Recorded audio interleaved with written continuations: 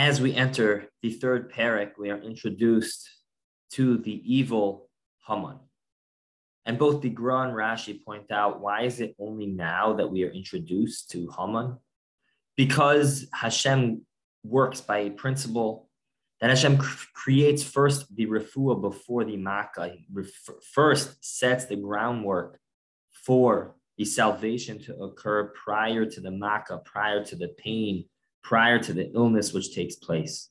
And so first, we had to hear about the placement of Esther within the kingdom, about the advice and the telling of Mordechai to save Achashverosh's life being put down in the book of Chronicles for Achashverosh to later remember Mordechai. And now we are ready to meet Haman. Haman rises to power. And of course, the first thing he does when he's in power is let me get everyone else to bow down to me.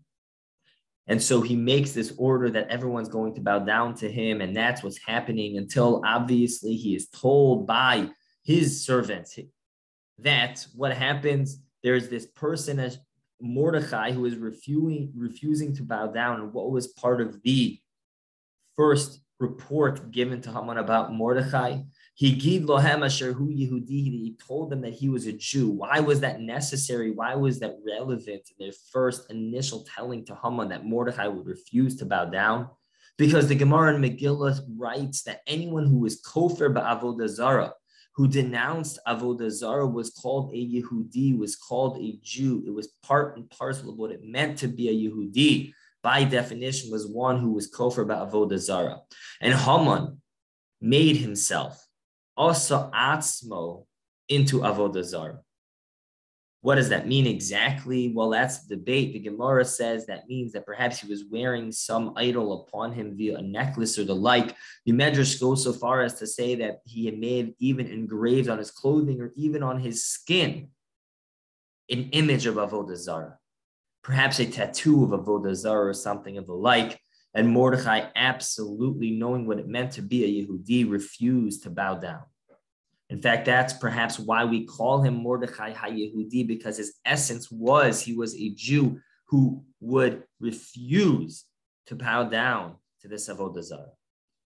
And because that was what his essence was, and that's what it meant to be a Yehudi, Haman was angered not only at Mordechai, but at the whole philosophy of a Yehudi, because he understood that in order to achieve his mission of having everyone bow down to him, this concept, this mindset of refusing to bow down to avodah zarah would never be able to coexist, would constantly be a conflict to Haman's ultimate goal. And therefore, it had to be that he had to uproot entirely the Jewish people. Not only did he have to uproot entirely physically the Jewish people, but he wanted, the Megillah describes in 4 different ways to wipe out the memory of the Jews. Lehashmid, leharog, le'abed, u'shelalam lavos. To destroy, to kill, to annihilate, and ultimately to gather their booty, to gather the goods. And the Gra explains that there's 4 aspects to a person. There's the nefesh, the ruach, the neshama, and the guf. The Zohar explains the nefesh and the guf really both refer to the physical element. So we're left with the nefesh / guf as number 1, ruach, the spirit, number 2, and the neshama, the soul, number 3. So what's the 4th?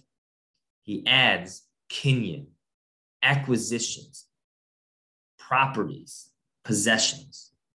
Haman wanted to destroy all 4 of these levels.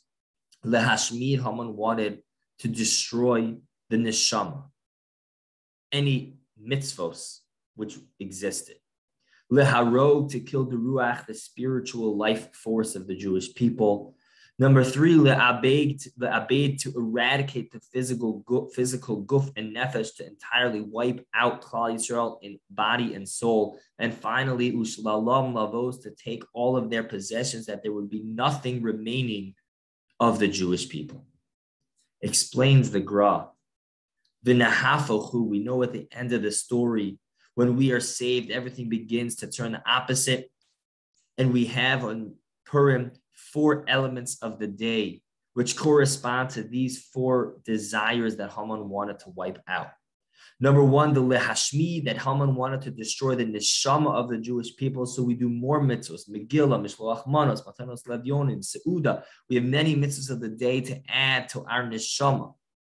Exactly what Haman wanted to wipe out. Number 2, Mishenichnas Adar Marbim Besimcha. Simcha, joy, is an essential element of the month of Adar and specifically of the day of Purim. That corresponds to the Ruach, the spirit, the spiritual life force which Haman wanted to destroy. We say, V'nahafachu, increase the Simcha. Number 3, the Seuda, the Mishta, the physical enjoyment of eating and drinking. That on Purim is a mitzvah corresponding to the Le'abed, where Haman wanted to wipe us out physically. We say we're going to celebrate physically. We're going to indulge in the physical desires, physical enjoyments, which we normally do not throughout the year. But v'nahafachu, we say to Haman, you tried to destroy us physically. We're going to rejoice physically. And finally, matanos le'avyonim. We make sure that everyone, every single Jew has possessions, no matter how destitute a person may be. Because Ushlalom Lavos, Haman wanted to gather, to get rid of all possessions of the Jewish people. We make sure that not only are the Jewish possessions remaining, but that every single Jew has those possessions. Ushlalom Lavos, to entirely change. V'nahafochu, the exact opposite of what Haman wanted. In this perek, in the 3rd perek, we were introduced to Haman and his plan to annihilate the Jewish people on all 4 of these levels because of their essence of a Yehudi, which could not coexist with his goal. And ultimately, we are zoche to do the opposite each and every Purim. Have an incredible Purim Sameach.